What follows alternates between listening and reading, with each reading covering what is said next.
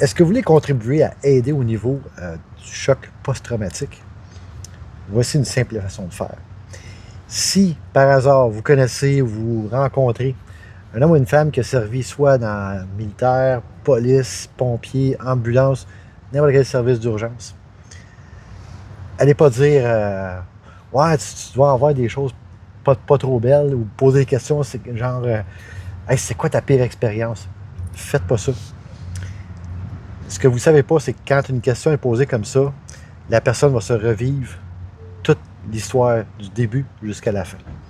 À la place, posez la question suivante. Hey, as-tu des affaires drôles qui sont arrivées dans ta carrière? Et croyez-moi, je suis sûr qu'ils ont une anecdote à vous raconter.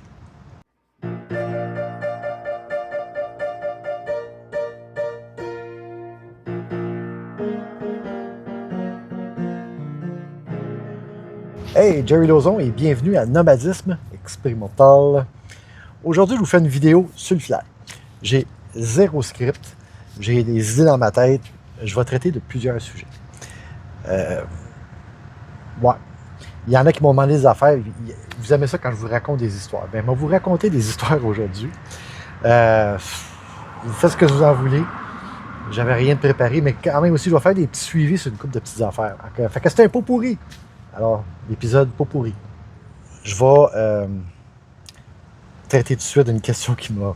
Ben, enfin, que je me suis posée moi-même, parce qu'il y a quelqu'un à un moment donné qui m'a dit « Ah, t'es mon gourou! » Je ne suis pas un gourou. J'ai pas d'entourage comme Bob Wells pour bloquer les gens de ma personne. Puis il n'y en a pas en prévision non plus, ça ne m'intéresse pas. Alors, je suis juste une personne qui partage son vécu. Et, ouais, non, je ne suis pas un gourou, je suis un nomade sédentaire. C'est quoi ça, un nomade sédentaire? Un nomade sédentaire, c'est quelqu'un qui ne voyage pas constamment, qui à un moment donné se trouve quelque chose d'intéressant quelque part, puis qui se parque là.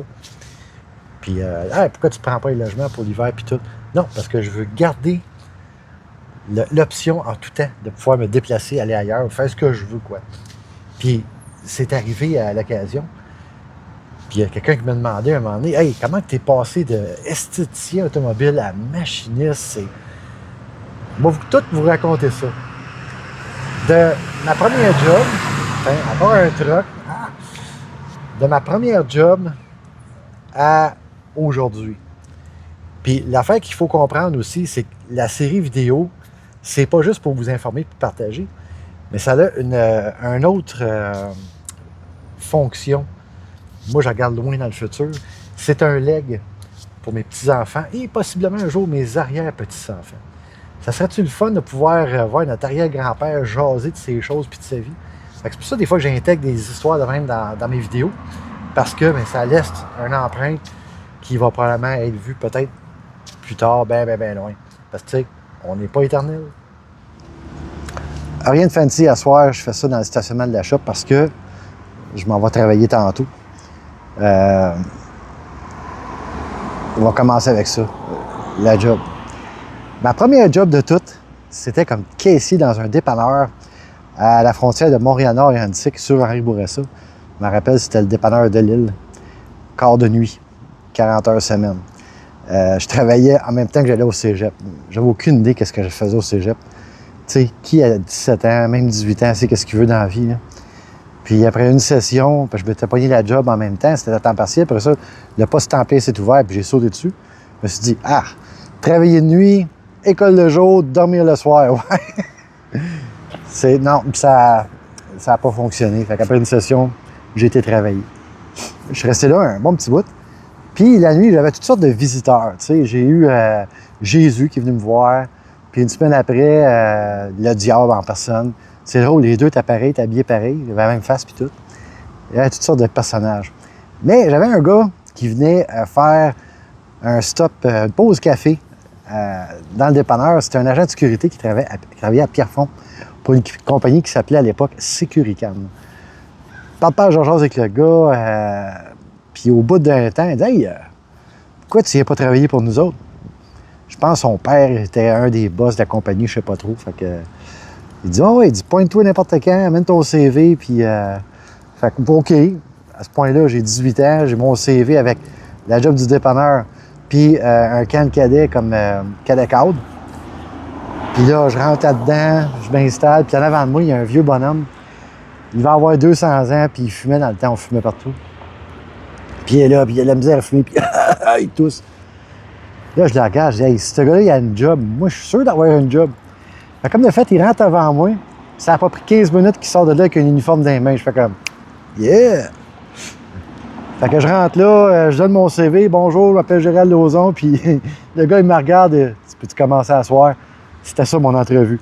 Moi, avec, je sortais avec un uniforme. Fait que j'ai fait ça pendant un petit bout. J'ai été barouetté d'une place à l'autre pour finir finalement à Electrolux dans le temps où ils fabriquaient les balayeuses à Pointe-Claire. J'ai resté là, je pense, 6 mois de temps. Mais là, je voulais pas rester agent de sécurité toute ma vie. Non, je me voyais à faire une carrière comme agent d'immeuble. Oui, pas de farce. J'ai été chercher ma carte d'agent d'immeuble à 19 ans au cégep, c'était un AEC. Et je me suis fait embaucher, faut dire vite, là, ils ne donnent pas de salaire, chez Century 21. Ça a duré un mois, j'ai passé au travers mon argent. Puis là, j'ai fait toutes sortes d'affaires, j'ai même vendu des chaudrons porte-à-porte. Mais j'avais quitté avec la compagnie de sécurité en très bons termes. Et je suis revenu, cogné à la porte, puis il m'a regardé, puis il a dit « Tu peux-tu commencer à soir? » Et là, je me suis fait barouetter d'une place à l'autre parce qu'il n'y avait pas de place temps plein pour moi. Mais il appréciait mon travail, fait qu'il chipait partout ce qu'il y avait du travail pour moi. Et là, un moment donné, il m'appelle. « Hey, dis Lauzon, tu parles anglais, toi? »« Oui. »« Tu connais-tu ça, les radios? »« Oui. » Dans ma tête, j'ai une radio dans mon char. Oui, je connais ça, les radios. Je suis dessus, moi. Fait qu'il dit, pointe-toi à Dollars des Ormeaux, là, va voir le boss là-bas. Quand tu veux, là, il n'y a pas d'heure précise, là, puis il y aurait peut-être quelque chose pour toi. Raccroche le téléphone, parce qu'il n'y a pas de cellulaire dans ce temps-là, hein. Le téléphone accroché dans le mur. Tu vas le faire quand il est chaud. Saute dans l'uniforme, saute dans le char, laisse la ville complètement. Je m'en vais dans l'ouest, à Dollars des Ormeaux. Je rencontre le patron. Il me pose une question en anglais, fait que je lui réponds dans mon anglais habituel. Je parle d'anglais depuis que j'ai l'âge de 5 ans. J'ai même pas d'accent quand je parle anglais. Puis la job, c'était répartiteur d'urgence pour le service d'incendie de Dollars des Ormeaux et leur service de sécurité publique, c'est des agents qui patrouillaient et donnaient des tickets de stationnement. Fait que, on va te rappeler. Fait que j'arrive, je retourne chez nous. Le téléphone sonne. C'est le boss de l'agence qui me dit Hey, t'as-tu déjà été à DDO? Je dis ouais, j'en reviens direct là. Ah, il dit j'essaie de t'appeler comme 10 minutes après parce que il cherche du monde de 25 ans et plus, puis t'en as juste 20, tu sais, fait que tu pourrais pas rentrer là finalement. Ah, OK, c'est beau. Mais il dit inquiète pas, m'a trouvé de quoi. Ah, il n'y a pas de trouble. Je pense que c'est 3 jours plus tard, il me rappelle, il me dit ouais, finalement, va-t'en à DDO, ils vont te prendre, ils ont besoin de toi. Et c'est là que. Puis j'ai été entraîné sur le tas par la personne qui était là. Je répondais au 911. On avait la radio d'urgence santé qui roulait constamment parce que les pompiers allaient sur les appels médicaux avec urgence santé comme premier répondant. Et en plus, je faisais la répartition pour la voirie en dehors des heures et le service de sécurité publique. On avait 2 agents par corps de travail qui travaillaient. Fait que je gérais tout ça. Moi. Puis dans tout ça, répondre au téléphone des citoyens pour notre service. Et en dehors des heures de bureau, je répondais au téléphone pour la ville au grand complet. Et puis tout ça, pendant que le réseau d'urgence santé roule constamment. J'étais rendu assez bon que, avant même qu'ils donnent notre numéro d'unité, je savais que c'était pour nous autres, puis je pognais un papier, puis... Et oui, je répondais au 911 aussi, parce que le 911 venait juste de rentrer, je pense même pas, une semaine avant que moi je rentre. On a commencé avec le 911, où ce que les gens appelaient le 911, et le 911 transférait l'appel directement chez nous sur un appareil dédié. J'ai fait ça pendant 15 ans. J'ai fait toutes sortes d'affaires. Tu sais, tu te dis, répartition sur des plates. Non, il s'en passe des choses drôles des fois, des choses moins drôles aussi. Mais j'ai eu bien du fun. Et les appels, ou le moment ultime de ma carrière, ça a été pendant la crise du verglas. Et ça a été 9 jours constamment travaillé dans le poste, avec ma famille qui vivait en bas dans le sous-sol, parce qu'on restait pas loin, puis d'autres qu'on n'avait pas d'électricité. Fait que ma conjointe de l'époque, elle gérait l'abri temporaire, parce que oui, il y a du monde qui sont pointés au poste pour être là. Et ça a été toute une aventure. Puis c'est pas ça qui m'a comme brûlé. Ça a été l'après-verglas. On dirait que les gens avaient plus de patience. Les gens étaient agressifs, méchants, mesquins. J'en avais mon casse. Je n'étais plus capable. Et là s'ouvre une position à la patrouille comme patrouilleur de nuit. À ce point-là, on a tellement de rotation que ça fait 15 ans que je suis là, mais j'ai... C'est-tu 15 ans? Ouais, ça fait pas loin, 14 ans. Il y a tellement de rotation que c'est moi qui ai comment je pourrais dire, l'ancienneté sur tout le monde dans la baraque. Fait que là, de nuit, oui, regarde, je vais y aller, je vais essayer d'autres choses. Fait que, encore une fois, formé sur le tas, je me rends bien vite compte que ce job-là, c'était un peu comme ce que je voyais des policiers en Angleterre qui ne sont pas armés. Parce que depuis 92, quand le gouvernement du Québec a mis en place le Code de procédure pénale du Québec, on a été dédié comme personne chargée d'application de la loi. C'est-à-dire que si on est mandaté, ben là, on pouvait appliquer les règlements municipaux. Mais il n'y avait pas de formation pour ça. C'était chaque département développait ses affaires. Nous, on était chanceux, on avait un excellent juge, le juge Pierre Mondor. Puis quand on se plantait en cours, bien, il nous expliquait pourquoi, puis comment, puis on apprenait de ça. Et il était un des juges les plus intègres, les plus honnêtes que j'ai jamais connu de ma vie. Et c'est grâce à lui qu'on a bâti le service, à monter la preuve, comment on faisait nos affaires. Puis, fait que ça, j'ai fait ça pendant 3 ans. J'ai adoré. Vraiment, c'était vraiment le fun. Surtout qu'au début, c'était des chiffres de 12 heures. 6 heures le soir à 6 heures le matin. De 6 à minuit, c'était le bout occupé. Parce que c'était en soirée, il se passe toutes sortes d'affaires. Et la nuit, en minuit à 6, là, c'est des affaires weird. Vraiment bizarres, là, tu sais. Puis là, ben c'est ça. Notre boss, un bon matin, a décidé de ne pas se pointer à l'ouvrage. Puis on n'a plus de boss. Et là, la ville prenait des applications pour être l'officier commandant du service. Et oui, fait que je pogne la job de commandant du service.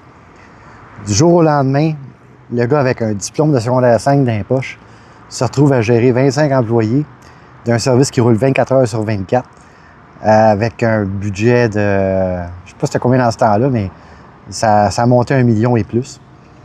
Et je gérais tout. Ah oui, puis j'étais aussi responsable pour les mesures d'urgence. J'étais sur appel 24 heures sur 24, même pendant mes vacances. Parce que c'était arrivé une fois, j'étais à Saint-John's au Nouveau-Brunswick, mon téléphone sonne, puis c'est un conseiller municipal qui m'appelle. « Hey Jerry, comment ça va? J'étais en vacances à Nouveau-Brunswick, vous? » « Ah, désolé, je savais pas. » Puis j'ai répondu pareil à ces questions, parce que, qu'est-ce que tu veux, je suis bon de même. Mais, tu te dis, ouais, mais comment tu as réussi le coup? Parce que j'ai resté là quand même pendant 17 ans. La première affaire que j'ai faite, j'étais à la bibliothèque, je cherchais quelques bouquins. Celui que je me rappelle, le premier bouquin que j'ai ramassé quand j'ai eu la job, c'est « Gestion pour les nuls ». J'avais quand même une base quand j'étais cadet, puis je me suis appuyé beaucoup là-dessus, sachant très bien que je n'étais pas dans un environnement militaire, c'est pas pareil, là. Mais niveau délégation, hiérarchie, etc., parce que quand même, c'est un service en uniforme. Et j'ai bâti là-dessus. La ville m'envoyait des formations, gestion de crise, gestion de temps, délégation, négociation, etc. C'est toutes des affaires que je faisais déjà, mais que je n'avais pas mis un nom dessus. Et grâce à ces formations-là, bien, ça m'a comme... ça m'a amélioré dans mon travail. J'ai aussi participé à plusieurs conventions internationales. Je me rappelle avoir rencontré le chef de police de la ville de Londres, le chef de police de la ville de Bruxelles et des policiers australiens. Ces gars-là, ça fait le party, va vous dire. C'est des gars chill en maudit. Puis j'ai fait affaire autant avec des policiers sur le terrain que le directeur du service de police à quelques occasions. Travailler ensemble, monter des projets ensemble. On a fait beaucoup de projets. C'était un travail constant à justifier notre existence. Parce qu'on était une bébite, pas de nom, là. Je me souviens, quand j'ai eu la job de commandant, c'était la fusion avec les villes de Montréal. Et les gens se demandaient, bien, on fait quoi avec vous autres, là, parce qu'on fusionnait avec Montréal. Pour finalement se faire dire, bien, vous êtes un service essentiel, on va vous garder. On a défusionné après, mais quand même, c'était quelque chose. Et écoutez, j'ai fait tellement d'affaires. Si je vous en parle là, ça va être une vidéo de près de 2 heures. Mais tout ça pour dire que c'est une job hautement stressante, très politique. J'étais agent de liaison à la cour aussi. Il fallait que j'avise mon personnel constamment, les mettre à jour avec les pratiques pour, tu sais, pas donner l'étiquette pour rien parce que nous autres, on n'avait pas de quota. Moi, j'en voulais pas de quota. Puis d'année en année, mes chiffres étaient tout le temps pareils. Parce que la job, il y en a tout le temps. Pas besoin de courir après. Si tu fais ta job comme du monde, là, c'est pas nécessaire des quotas. Contrairement à d'autres services. Enfin, ouais, ça a apporté son lot de défis. Mais ouais, fait que c'était stressant au bout. Tu sais, quand le maire a ton numéro direct puis qu'il ne gêne pas pour t'appeler, là, même si c'est pas dans le protocole parce qu'il faut que tu passes par le DG dans les deux sens. Enfin, mais ça arrivait pareil. À 43 ans, j'ai fait une crise cardiaque. Un petit artère tertiaire que pas tout le monde a, qui s'est bouché complètement du jour au lendemain. Puis là, c'était une méchante claque dans la face. Et quelques mois plus tard, je me suis fait frapper par un char, volé dans les airs puis tout, même j'ai une marque permanente en arrière de la tête. Ça avec, c'est une autre claque dans la face, mais c'est un char qui te frappe. Laissez-moi vous dire, 30 km/h, là, c'est vite. Ça cogne. Eh my God! Je me suis fait frapper une troisième fois, mais ça a été plus loin ailleurs. À ce point-là, j'avais déjà mon plan. Mais enfin, j'ai réalisé qu'il fallait que je fasse d'autres choses parce que je n'allais pas vivre vieux. Et c'est 8 ans plus tard que je vois passer une vidéo d'un gars qui vit dans sa vanne. Une vanne tout croche, peinturée au rouleau. Puis moi, pendant ce temps-là, j'en ai une dans le parking que je suis en train de retaper. Vacances et fin de semaine. Là, je regarde ma conjointe, puis j'ai dit « Hey, on pourrait faire ça, nous autres, on a une vanne bien meilleure que lui. » Pour me faire répondre « Pourquoi pas? »« Oh! Oh! » Puis là, « T'es-tu sérieuse? »« Oui, oui, oui. » OK. Fait qu'on a mis tout de suite le plan en branle. Et je pense que j'ai déjà raconté l'histoire, mais vite, vite, vite. Là.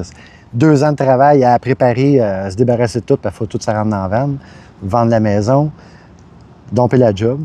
Ah oui, ça a été le fun, ça. Parce que j'ai avisé mon patron 305 jours à l'avance que je m'en allais. Puis là, qu'il me dit « Ah, tu t'en vas travailler où? » Nulle part. Je m'en vais vivre dans ma vanne. Je vends ma maison. Puis je vais passer mes hivers dans le sud. Puis c'est ça. Tu me niaises. Pas en tout. Les 305 plus beaux jours de ma carrière. Parce que j'avais préparé le coup bien à l'avance. J'avais préparé ma relève. Et c'est lui, finalement, qui a eu la job. Fait que je suis parti la tête claire et tranquille. Et pendant 2 ans et demi, je suis parti sur une balloune de voyage. Puis là, à un moment donné, bien, je me suis dit, ouais, le compte en banque commence à baisser. J'aime ça me garder un certain coussin au cas où, tu sais. Et là, j'étais rendu à Québec. Et le voisin de ma blonde, il y avait un garage d'esthétique automobile. Puis il cherchait du monde. Hey, c'est dans mes cordes, ça. J'aime ça, laver mon char. Puis je savais comment laver puis cirer un char. Eh non! Mais j'étais un gars qui aime ça prendre des affaires tout croche puis les remettre comme neuves. Puis là, j'étais servi à souhait. J'ai fait ça pendant un bon petit bout. Mais physiquement, c'était trop dur. J'ai plus 20 ans, là. Et après ça, je me suis retrouvé chez Renault Dépôt pendant quelques mois. Je me suis tanné bien vite. Je travaillais au marchandisage dans, je pense, c'est le 2e entrepôt Renault Dépôt, le plus gros au Canada. J'en ai marché du kilomètre dans ce magasin-là, c'est fou. Fait que je me suis tanné et je suis décidé je vais retourner à Montréal. Retourner à Montréal, j'ai pris un mois de vacances parce que je pouvais. Puis après ça, on va chercher une job. Et c'est là que je me suis ramassé chez Boréal Campeur. J'ai travaillé là pendant un bon bout. Mais là, voyager à Montréal-Québec pour venir voir ma blonde aux 2 semaines, ça a commencé à me gosser. J'aimais plus ça.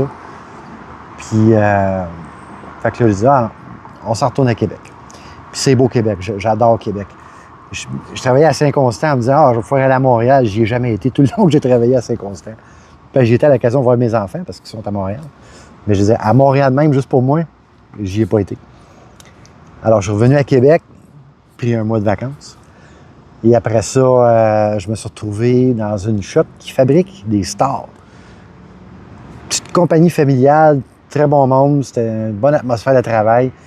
Mais je faisais tout le temps la même maudite affaire 8 heures par jour. Tu sais, si je te demande de faire le même modèle à coller tous les jours, 8 heures par jour, tu vas virer fou, hein? Ben, moi, c'était ça.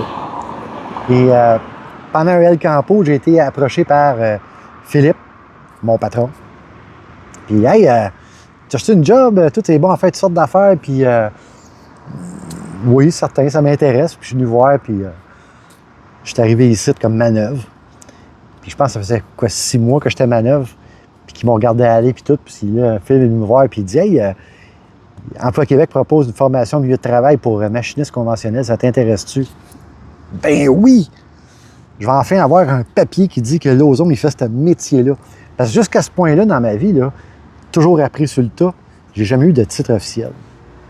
Et c'est comme ça que je me suis retrouvé machiniste ici, chez Multifab à Québec. J'adore ça. Chaque jour, je rentre travailler, puis je suis content de rentrer travailler. Je voulais prendre le temps de remercier ceux et celles qui prennent la peine de m'envoyer et de partager des articles ou des photos ou différentes affaires de qu'est-ce qui se passe, que vous voyez lors de vos voyages. Plus particulièrement, je pense à l'article concernant Saguenay qui interdit aux gens de dormir dans leur VR, même sur leur propre propriété et dans la rue. Il y a une vidéo qui va venir là-dessus. Par contre, en ce moment, j'ai pas assez d'informations parce que j'ai entendu des choses, il y a d'autres affaires qui se passent à propos de ça. Ça se passe aussi ailleurs. Alors, je vais avoir le plus d'informations possible, puis après ça, je vous viendrai avec une vidéo. Mais oui, c'est sûr que ça me préoccupe. Et on va en traiter, c'est certain. En dehors de ça,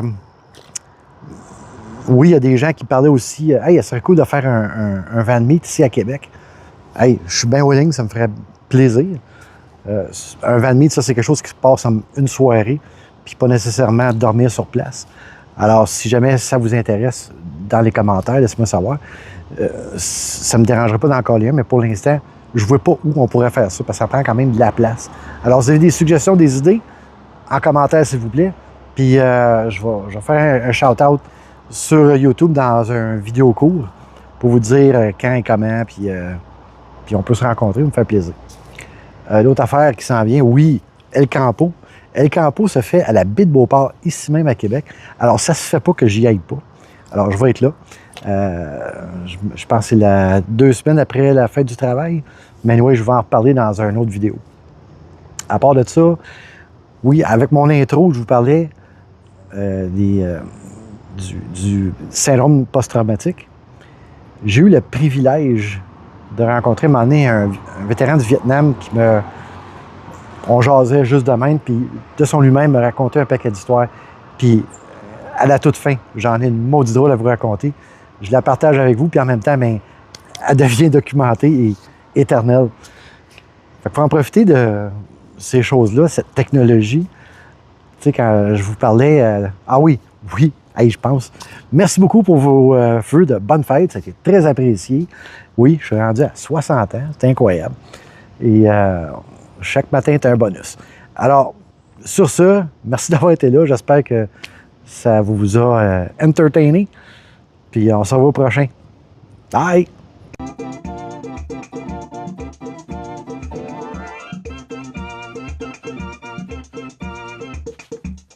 Laissez-moi vous raconter l'histoire de Bob, un vétéran du Vietnam.